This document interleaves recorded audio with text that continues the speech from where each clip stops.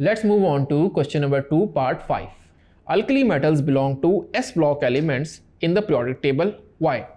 Dear students, आपको बताना है कि अल्कली मेटल आखिर S ब्लॉक से क्यों बिलोंग करते हैं।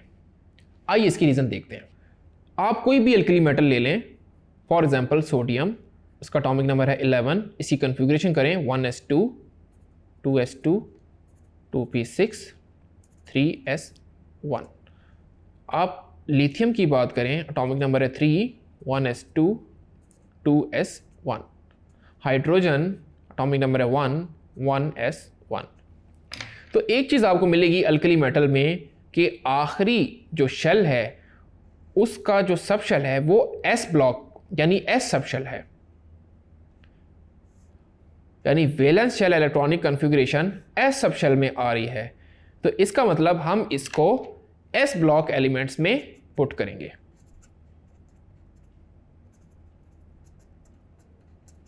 सो स्टूडेंट्स, इट्स वेरी सिंपल कि अगर valence shell S sub shell में आ रहा है तो वो S ब्लॉक एलिमेंट कहलाएगा। आई एम होपफुल आपको ये क्वेश्चन आसानी से अंडरस्टैंड हो गया होगा।